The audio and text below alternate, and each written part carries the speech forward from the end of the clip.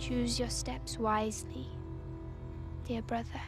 That they have their own kingdoms behind their eyes.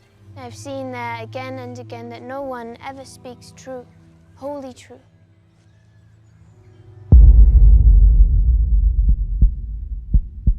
A king does not suffer from absence of people, but from the absence of trust. And that is no longer a royal problem. Today, many of us don't have friends. We have partisans. Today, many friendships drift toward partisanships. It is easier to be seen as someone's friend than to care for their well-being. Image and self-interest outrank care and truth. And when they do, commitment is no longer seen as a strength, it feels weakness.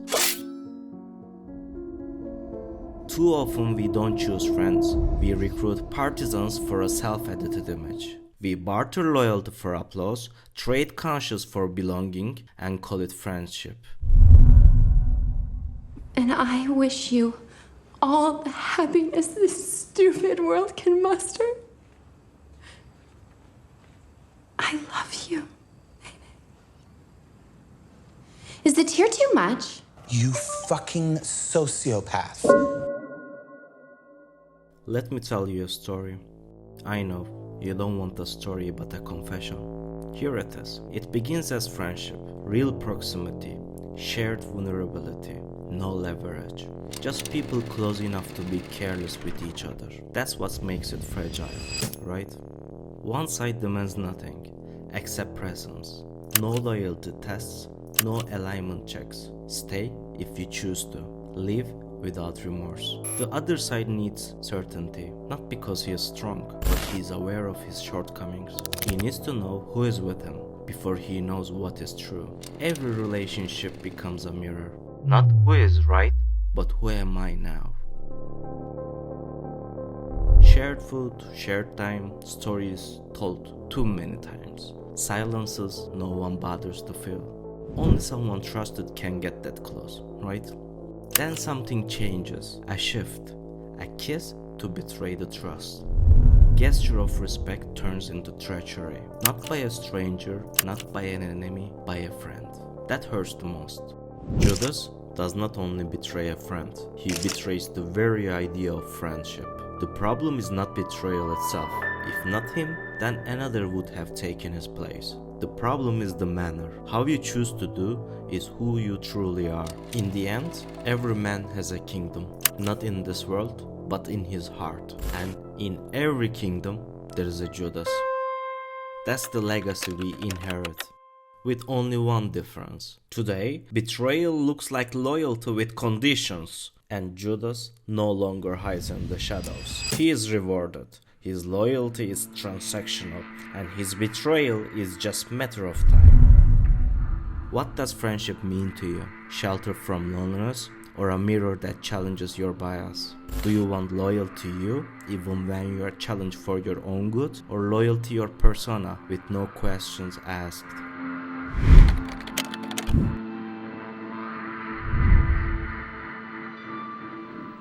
You were the closest thing to a best friend I ever had. I'm really sorry. I should have just... Hey, this isn't your fault. You're just telling me what I want to hear. Well, that's what best friends do sometimes. And in this case, it also happens to be true. What we feel personally has already become statistics. Loneliness now contributes to the death of nearly 1 million people each year. Not through violence, but through social disconnection. Not because people are alone, but because no one is truly here or there. And connection alone does not protect us. Conflict-filled or instrumental relationships increase stress and isolation, sometimes more than having no relationship at all. Depth matters more than proximity. Quality matters more than the access. Those who dominate today's social order dictate human nature through neoliberal understanding. Neoliberalism is not simply the free movement of goods, capital or labor, but has its own imperative on human nature. Every school of thought contains an ethics. and every ethics either elevates or diminishes us. Wasn't a meaningful encounter. Some encourages our better forms, others normalize our worst impulses. Today, self-interest has been granted moral superiority. Selfishness is rebranded as self-care, egoism becomes confidence, greed becomes ambition. To traditional moral values. Most importantly, we have to promote general social concern. Detached from self-centered meaning, these traits are sold back to us to replace loyalty, commitment, and coexistence. Competition once belonged to the markets, to products, to corporations. Now, we are the product, the market, and the self-employed company. We all turned into day traders. Imagine a failing business. Cutting losses would be rational, no explanation required. Ghosting is the product of this mindset. No one will tell you this makes you ignorant and selfish over time, but efficient, independent, and determined. Because postmodern friendship acts as a self-employed enterprise only responsible for himself. Friendship becomes a portfolio. Social connections become portfolio items. A relationship becomes an asset. If a relationship no longer yields value, cut losses.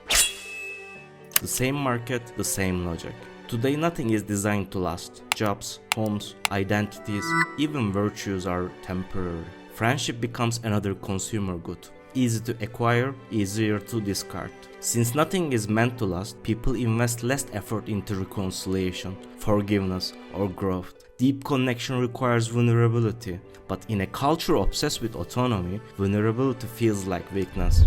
Friendships become seasonal alliances, serving psychological comfort until they are no longer convenient.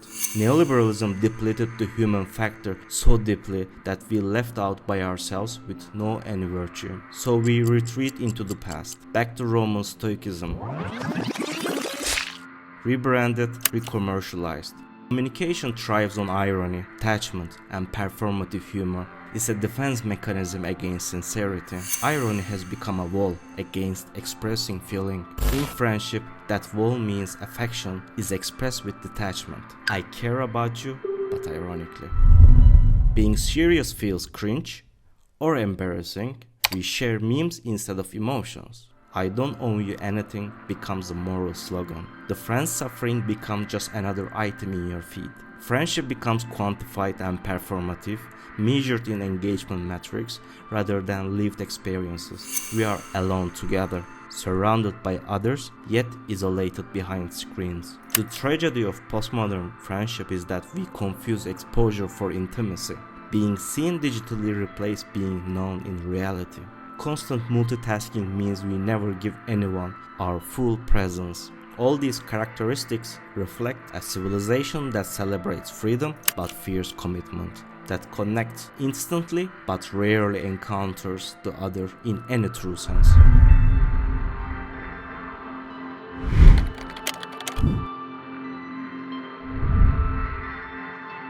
When we speak of mass loneliness, we misunderstand the conditions. This is not the absence of people. Access has never been greater. Messages arrive instantly. Faces appear on demand. What's missing is shared presence. Loneliness today is not solitude. It is presence without compassion, togetherness without coexistence. Language has always known this. Companionship, commitment, consensus, conscious, cooperation, coexistence, compromise, conversation.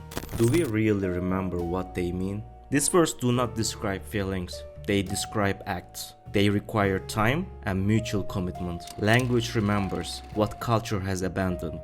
In this neoliberal imagination we are in, friendship must justify itself. It must be efficient, convenient, non-disruptive, and so-called smart. Because the time you choose to invest in relationships is framed as waste. Because your attention is treated as a commodity, and every commodity, once extracted, is turned into profit.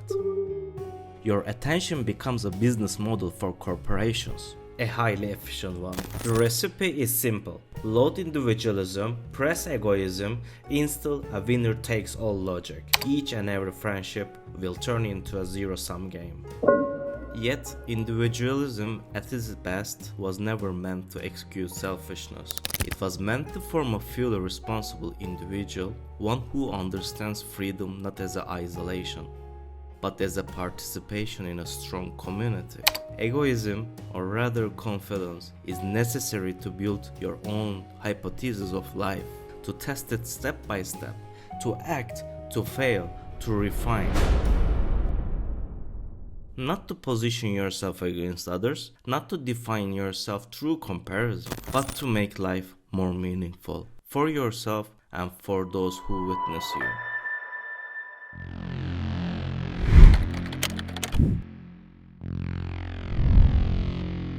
Real companionship is never easy. It requires patience, sacrifice, and moral courage to find compromise and coexistence. That difficulty is not a flaw, it is the process. The act of staying despite hardship is the proof of loyalty, because loyalty in this life is not decoration, it is survival.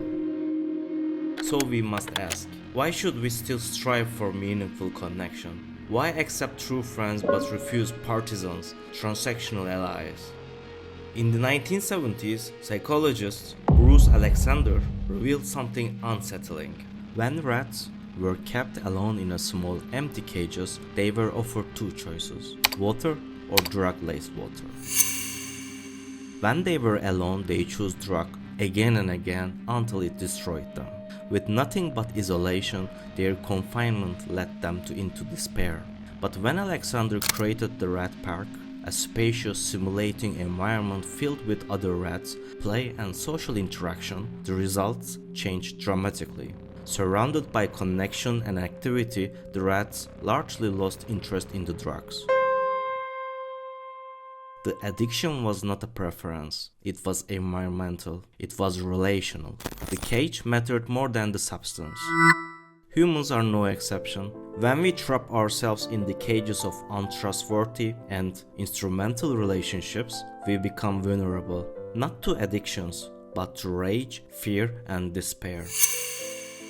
When we choose friendship over alignment, presence over performance, we rebuild our own life. We restore the conditions under which trust and meaning become possible again. Because, in the end, it is not what divides us, defines us.